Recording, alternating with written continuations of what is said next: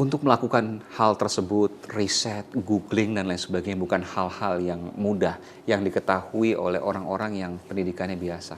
Saya ingin tanyakan, betul Bapak lulusan S1, Bapak sarjana? Iya, saya lulusan S1. Bapak sarjana? Iya. Bapak sarjana, kenapa Bapak tidak mencari pekerjaan yang lebih baik, pekerjaan yang halal? Kan sarjana punya banyak kesempatan. Sebelum saya memasuki dunia hitam, dulu saya adalah pengusaha jasa konstruksi. Jadi di Makassar. Tahun berapa itu? Itu tahun 90-an.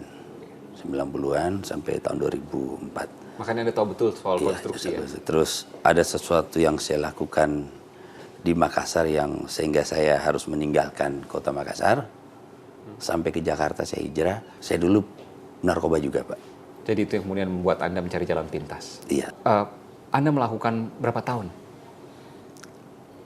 Saya lakukan itu mulai tahun 2004. Penipuan ini? Iya. Pernah tertangkap 2004 sampai 2015, 11 tahun. 2004-2006 saya tertangkap Ketangkap? di Metro karena saya waktu itu Polda belum- Metro maksudnya? Iya. Dan Anda mulai lagi pada tahun? Baru-baru 2016, bulan 9 ini. Anda melakukan banyak penipuan. Kalau Anda bisa katakan kepada pemirsa dimanapun berada, apa yang bisa Anda sampaikan supaya mereka tidak tertipu? Ya. Jadi pertama dalam bentuk apapun, ya, baik itu SMS maupun telepon, saya ingatkan kepada seluruh masyarakat. Jadi selalu harus ada cross check. Misalnya diminta menghubungi Kapolres, seyogyanya Anda betul-betul harus menghubungi teman Anda yang polisi di tempat itu, atau tanya ke kawan-kawan apa betul ini teleponnya Kapolres, supaya Anda tidak tertipu. Terima kasih Terima kasih. memberikan waktunya di program Aiman. Ya memang itu merupakan satu sindikat ya, karena sindikat itu memang dari dulu salah satu pusatnya itu di Sulawesi Selatan gitu kan. Itu kan ada daerah yang SMS, Mama, kemudian lain-lain itu memang masuk kejahatan cyber.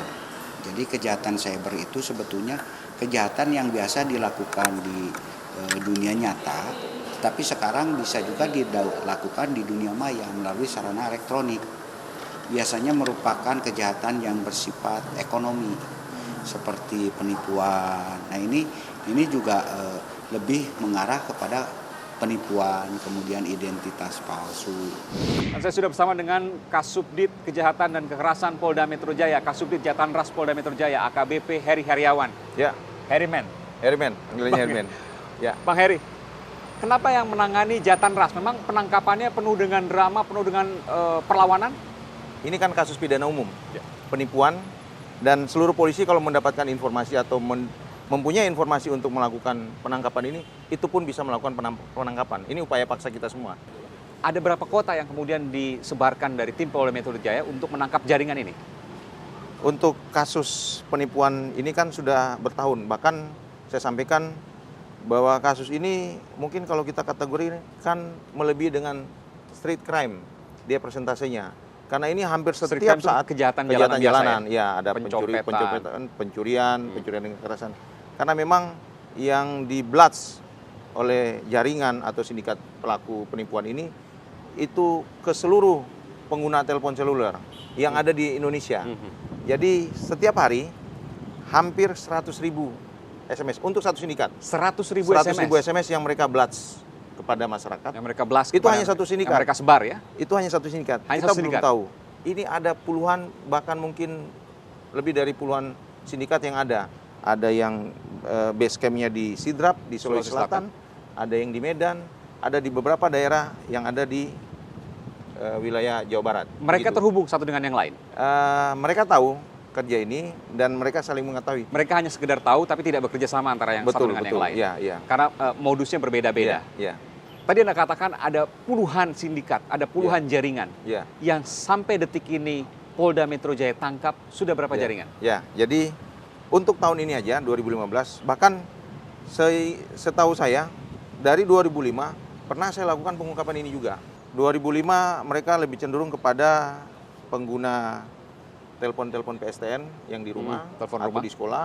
Kalau yang saat ini, kemarin 10 hari yang lalu kita lakukan upaya paksa penangkapan, itu mereka blast dengan SMS. Di SMS itu mereka menyampaikan tolong kirim pulsa atau tolong kirim uang ke rekening-rekening yang mereka sudah siapkan. Artinya begini, bahwa mereka tuh menyampaikan atau melihat bahwa di ratusan ribu SMS atau jutaan SMS yang mereka sampaikan, ada kondisi-kondisi tertentu, mungkin pada hari ini, tadi pagi anak saya mau minta pulsa, atau tadi pagi anak saya minta ditransfer. Nah, itu mereka gunakan situasi kebetulan. Langsung dilakukan dengan secara kebetulan betul. dan dapatlah mereka uang. Iya, betul. Sampai sejauh ini, ya tahun ini tadi Anda katakan, sudah berapa jaringan yang Kita ditangkap untuk oleh Metro Jaya? 2015, ini kali yang ke-8. 8 jaringan? 8 jaringan atau 8 sindikat yang sudah kita amankan. Kemudian ada yang sudah maju ke pengadilan, sudah sidang, bahkan sudah putus. Ini concern dari Pak Kapolda bahwa kasus-kasus yang meresahkan masyarakat, khususnya masyarakat kecil, menjadi perhatian kita semua. Jadi total dari 2005 sampai 2015, 10 tahun, kalau tadi 1 tahun ada 8 jaringan, ada berapa puluh jaringan? Mungkin ratusan kali ya. Ratusan jaringan? Jadi era kemajuan ini kan sudah mereka modifikasi, berkembang. Ketangkap mereka buat lagi, modifikasi lagi, modus-modus yang lain. Artinya dengan ditangkapnya 8 jaringan tahun ini, masih ada jaringan lain di luar yang masih beroperasi? Betul. Anda jamin itu masih ada? Betul. Bahkan begini, era keterbukaan transparansi pada saat pengadaan barang dan jasa, ini mereka gunakan celah. Mereka ambil itu yang biasa, di-share di website ada, namanya LPSE, Layanan Pengadaan Secara Elektronik. Di situ kan ada tertera seluruh pemenang lelang di seluruh kota, kabupaten, provinsi di seluruh Indonesia. Nah, itu mereka gunakan, mereka cari pemenang lelangnya, misalkan Alkes, Dinas Kesehatan, mereka 108 tanya siapa kepala dinasnya. Mereka bertindak sebagai kepala dinas kesehatan. Mereka menghubungi dari pemenang lelang tersebut, kemudian meminta persentase success fee dan lain sebagainya. Begitu. Itu yang pejabat? Ya. Kalau yang Mama minta pulsa, yang kelompok Effendi? Kalau Mama Bagaimana? minta pulsa, kelompok Cara kerja Effendi mereka? begini. Cara kerjanya begini. Mereka datang ke sini, ya, menyiapkan satu tempat. Mereka sewa villa, tempat, hotel atau rumah.